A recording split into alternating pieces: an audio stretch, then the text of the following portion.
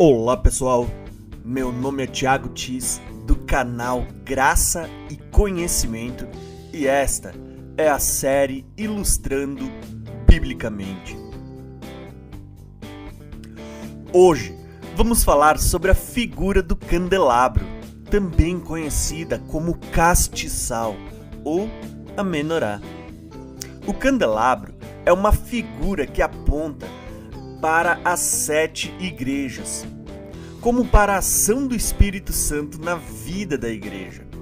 E também está conectado com assuntos como as 7 festas, as 2 testemunhas, as 10 virgens e as 2 casas de Israel. Todos estes assuntos estão conectados e presentes na figura do candelabro. Como já falamos da ação do Espírito Santo na vida da igreja e sobre a conexão que existe entre o ciclo das 7 festas e as 7 igrejas nos vídeos anteriores, hoje vamos falar sobre a ligação que existe entre as 7 igrejas e as 2 testemunhas. Em Êxodo, Deus ordena que Moisés construísse um tabernáculo na terra, semelhante ao que existia no céu. Não apenas o tabernáculo, mas todos os utensílios deveriam ser iguais ao que Deus havia lhe mostrado. E um destes utensílios presentes no tabernáculo era o candelabro. O candelabro deveria ser feito de ouro puro e batido. Sua estrutura seria formada de uma haste principal e mais 3 hastes para cada lado. Cada haste lateral deveria ter 3 flores de amêndoa. E sobre as hastes do castiçal deveria ser posto 7 lâmpadas para iluminar o tabernáculo. Porém, o autor de Hebreus nos declara que o modelo que foi mostrado a Moisés era apenas uma cópia, uma sombra, cuja figura, a realidade, aponta para o ministério de Cristo. Em Colossenses, Paulo declara: estas coisas são sombras do que haveria de vir. A realidade, porém, encontra-se em Cristo. Logo, o candelabro é uma sombra que aponta para uma realidade que Deus queria nos mostrar na nova aliança.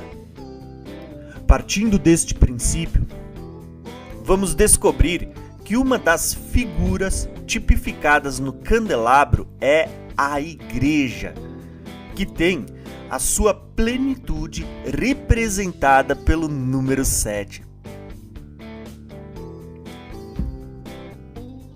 Porém, uma das figuras que está completamente conectada ao candelabro e às 7 igrejas são as 2 testemunhas. Em Zacarias 4, o profeta relata a sua visão da seguinte forma: ele viu um candelabro de ouro e em cima dele um vaso com azeite de ouro.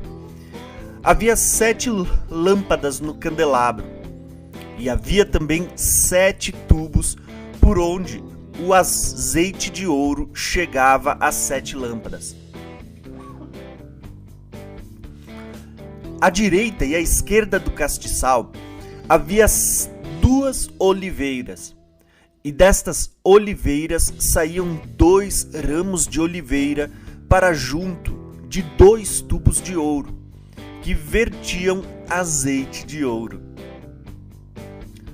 Segundo Zacarias 4, versículo 14, estes são os 2 ungidos, que estão diante do Senhor de toda a terra.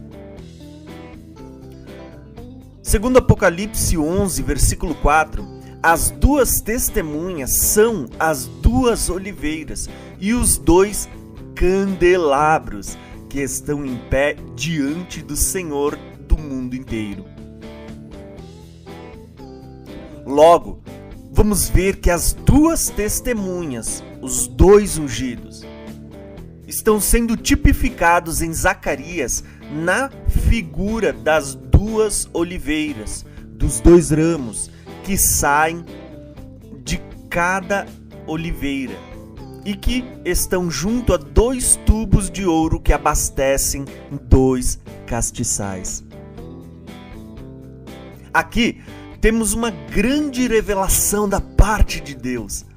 Jesus revela a João em Apocalipse 1 que as 7 igrejas eram representadas por 7 castiçais. E em Apocalipse 11, o mesmo Jesus declara a João que 2 destes 7 castiçais são chamados de as duas testemunhas. E a revelação de Jesus vai se tornando cada vez mais profunda, à medida que olhamos para as 7 igrejas. Pois, dentre as 7 igrejas, vamos encontrar apenas 2 que não receberam repreensão, que são elas Esmirna e Filadélfia. Se as 7 igrejas são 7 castiçais, estas 2 igrejas, Esmirna e Filadélfia, são também 2 castiçais, ou seja, as 2 testemunhas que se encontram em pé diante do Senhor de toda a terra, pois não tem repreensão ou mácula.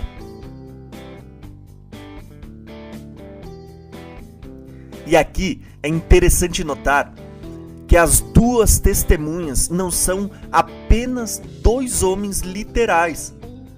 As 2 testemunhas apontam para a parte da igreja sobre quem está correndo azeite de ouro, a unção do Espírito Santo, que vão estar testemunhando, tocando trombetas, preparando o resto da igreja para o dia da expiação.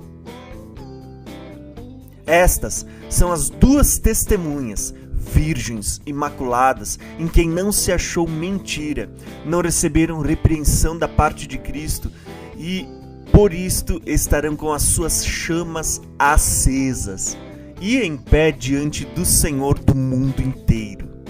E vão começar a acender a chama, despertar, incendiar as demais.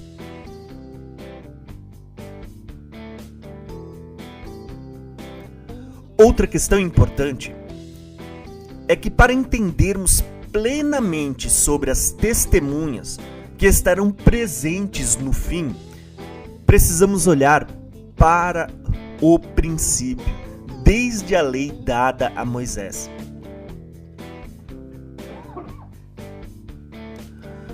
Segundo a lei dada ao povo da velha aliança, qualquer pessoa que fosse pega violando a aliança, desobedecendo os mandamentos ou adorando a outros deuses ou imagem, pelo depoimento de 2 ou 3 testemunhas, seria morta por apedrejamento, e a sentença seria executada pelas próprias testemunhas.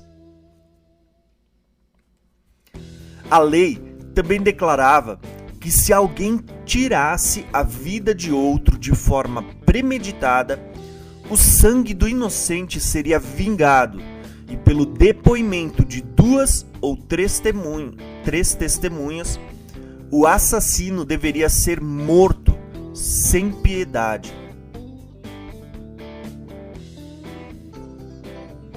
Porém, o princípio das 2 ou 3 testemunhas também foi estabelecido para o povo da nova aliança. Existem várias passagens que comprovam isto.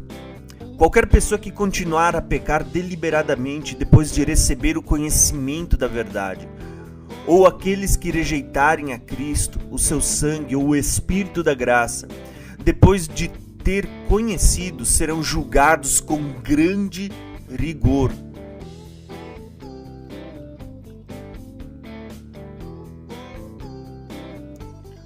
O interessante é que, para serem julgados e condenados à morte, era necessário que houvesse o depoimento de 2 ou 3 testemunhas.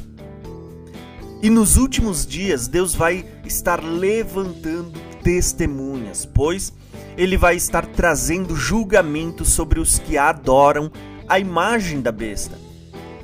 Também vai julgar a grande Babilônia, conhecida como a grande prostituta, com quem os reis da terra se prostituíram. E assim como as prostitutas eram apedrejadas, vamos ver a grande Babilônia sendo apedrejada com chuva de pedras no derramar da 7ª taça da ira de Deus. Deus também julgará o reino da besta e o falso profeta, que estarão perseguindo, prendendo e matando os santos. Também será julgado parte da igreja, que foram chamadas ao arrependimento, mas não se arrependeram. Antes, rejeitaram e pisaram aos pés o Filho de Deus, rejeitando o sangue da nova aliança, rejeitando o Espírito da graça, e muitos até se voltarão e receberão em si a marca da besta. Estes estarão sendo julgados por ocasião das 2 testemunhas e da vinda de Jesus.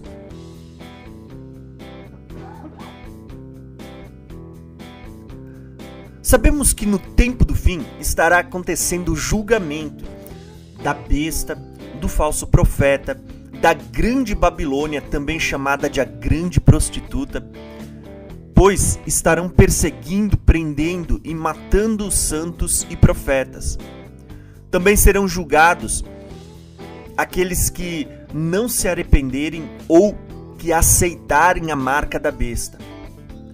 Porém, embora talvez você ainda não tenha percebido inicialmente, quando olhamos para Zacarias 4:14 ou Apocalipse 11:4, vamos ver ali não apenas 2 testemunhas, mas as 3 testemunhas juntas. Os 2 ungidos, as 2 oliveiras ou os 2 castiçais são as 2 testemunhas. E o Senhor de toda a terra é a 3ª testemunha. Isto vai ficar mais claro quando lemos Apocalipse 3:14 ou até mesmo Jeremias 42:5, aonde o Senhor é apresentado como sendo a testemunha fiel e verdadeira.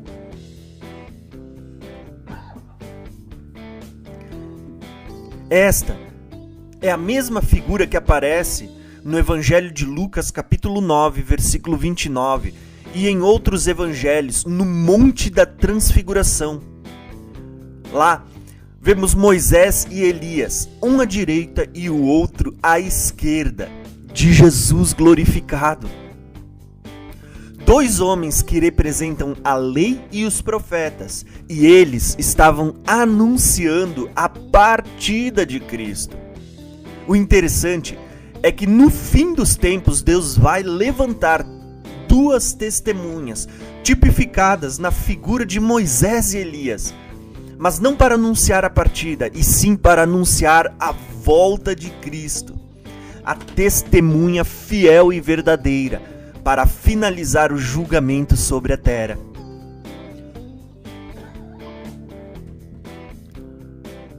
Quando olhamos para o candelabro, vamos ver uma figura que aponta para a igreja, o corpo de Jesus aqui na terra. Ao falarmos das 2 testemunhas, vamos perceber que elas são os 2 castiçais acesos que estão diante do Senhor de toda a terra, que é a fiel e verdadeira testemunha, e que por meio da sua mensagem vão começar a acender a chama e despertar e incendiar as demais.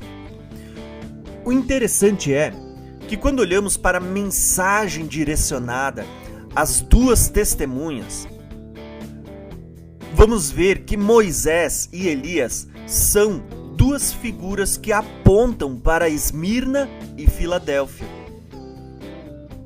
Moisés foi usado por Deus para liberar o povo do Egito, guiar o povo pelo deserto e conduzi-lo até a terra que mana leite e mel.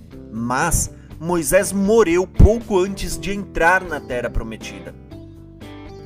Já Elias foi usado por Deus para conduzir o povo ao arrependimento. Mesmo sendo perseguido por Jezabel e tendo que fugir para o deserto, permaneceu até o fim e foi arrebatado vivo ao céu por um redemoinho de fogo, sem experimentar a morte. Quando lemos a mensagem direcionada a Esmirna, Jesus declara que ela passará por uma tribulação de 10 dias. Alguns serão lançados na prisão, mas devem ser fiel até a morte. Vemos em Esmirna a figura de Moisés, uma parte das testemunhas que depois de profetizar por 1260 dias vestida de pano de saco, irão ser perseguidas e mortas por 3 dias e meio, que equivalem a 3 anos e meio proféticos, antes da vinda de Jesus durante a grande tribulação. Por outro lado, quando lemos a mensagem direcionada à igreja de Filadélfia, Jesus declara que ela será guardada da hora da provação que há de vir sobre toda a terra, e que ele vem em breve.